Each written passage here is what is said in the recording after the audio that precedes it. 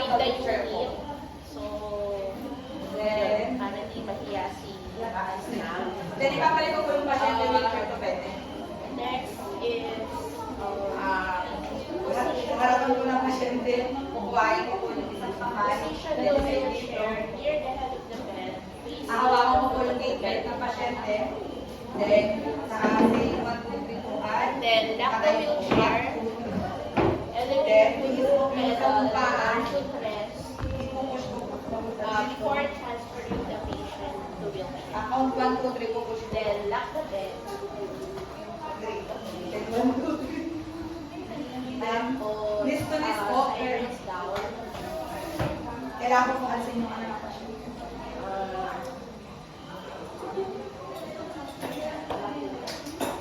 Then, saying 1, 2, 3. Iupo ko yung pasyente. Tapos, in the other hand naman po, dyan. Then, dito The po yung patient nakamay is ko. lying down. Elevate the head of the bed. Tapos, So that the sitting up, the process of sitting up is gradual. Kung hindi naman, position your teacher arm on the shoulder of the patient and the other arm on the opposite or farther hip. So you can assist her in lifting the strap and bringing the legs on the side.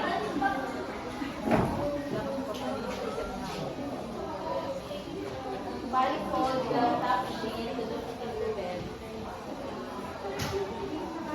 And then, Benta. I always chair. Place the wheelchair with the head, near the head of the bed, facing the foot of the bed. Lock the wheelchair and elevate the foot pedal before transferring the patient from bed to wheelchair. Lock the bed.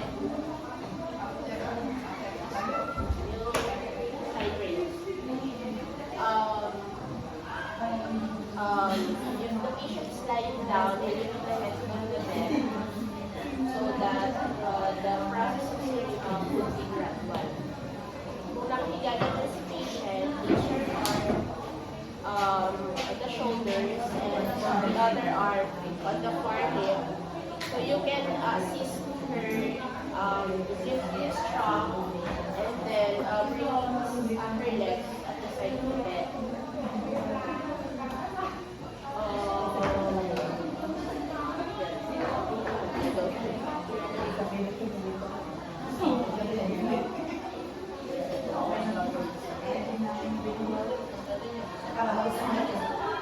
Wait lang.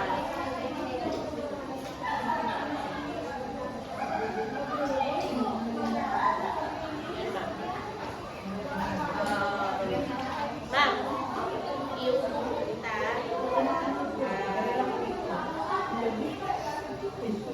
hindi, sabi ko pa pala muna siya. Bring the patient on the side near to you before assisting the patient in the opposite.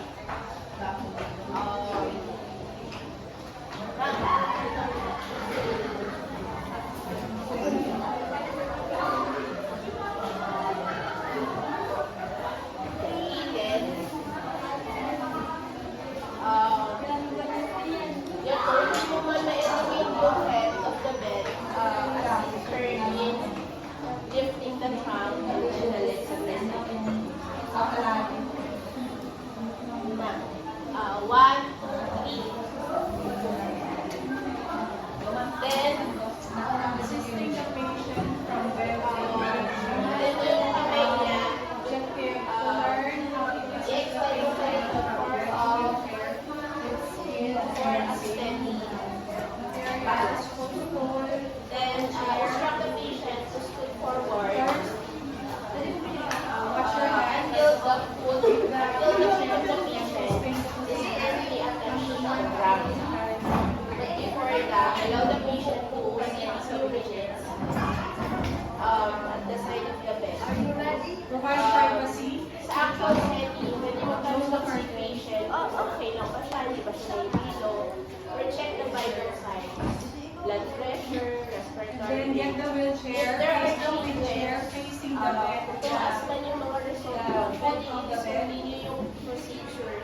pag nahilo sa patient. Kung hindi naman, kung okay sa patient, you can Lock the wheelchair um, and bring up the footrest.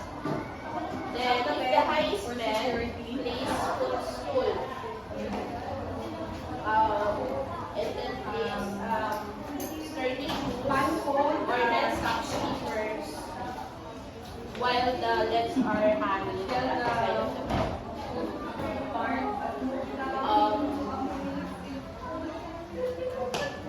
Um, Place the gate belt around the waist Bring of the the patient. patient to The the stand side of the bed. in front of the patient while holding the gate belt. If the patient also elevate the bed, elevate the neck of the bed, tapos dapat nagkakamali. Yan. If the patient is lying down, and hold the gate to hold the or gate if the patient is lying down, you can bring your head under the shoulder and be ready for the sitting position. One arm to the back of the shoulder and the other one on the thighs. And on the cuff, place the patient's hand for sitting position. Then on the count of three, bring the patient to sitting position. One, two, three. And scoop the patient going to the side of the bed. Encourage the patient to place one of their And arms once on their adjusted, shoulder and the other one raised on the Let bed the patient for rest assist you in lifting her to standing position. before you And then, put the widen the base of support by placing your right foot in between the feet of patient and the other one away for a brighter or wider base of support to easy transfer the patient from also the knee. kapag naka-stand siya sa wheelchair. Parang ko lang kung Place the knee. next to my una. Place the shoes. Yes. Place the shoes. Yung isa namin yung patient sa shoulder mo while holding the gate belt for assistance. And lifting her to the standing position. Stand in front of the Natayo patient. na po tayo. Ipupush mo po yung kamay mo against the bed While para instructing the patient, tulungan tayo. put her arm on your shoulder. Okay na, mag-count of 3. 1, Stand 2, with the 3. base of your Okay. on your feet. Your right foot in between the legs. And the other one. Yan. Make sure na wider yung By counting 1, piece of 2, 3. support mo para mas madali mo Have the ma-assist. patient And turn the stand up. face. The patient standing up. The back of Using her the knee other is in front of the other hand of wheelchair. the patient, raising And the then, bed. Instruct Bend, you can now bend your knee to your raise the back patient up. as you lower the patient to wheelchair. Tayo po po kayo. Ma'am, mahawak po dun sa armrest para mas may support. Yan. Then make sure na si patient ay yung back ni patient ay against dun sa back ng wheelchair. What would you have to do? And then position the feet of Place the the forearm patient of the on the leg patient. footrest. Or slowly assisting the patient sitting down. And then, On the count, by counting malilak 1, mo 2, 3. yung chair.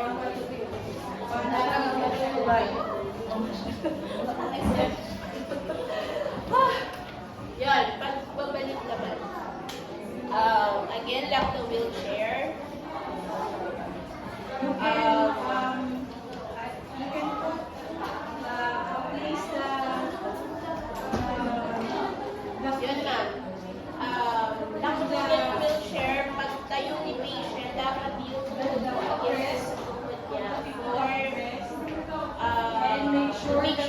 ma'am na back, stretching the back of the hold the gate belt, the arm on your shoulder, and the other one pushing the armrest wheelchair. to support them, yung caregiver. Ma'am, on the count of 3, 1, 2, 3. Then turn. Putting her back on the bed. Remove the shoes. You can Tapos, position your knees in front of the patient's knees for support before you lift. Place the arm on your shoulder. The other arm on the armrest. And you hold the gate belt. Nothing but hindi ka lang sa bring the patient up. Ayan ma'am. Tapos, yun na, ikikitna mo siya, ilaw mo siyang tumigta. Then, the side rails up. And bring the patient back to sitting position.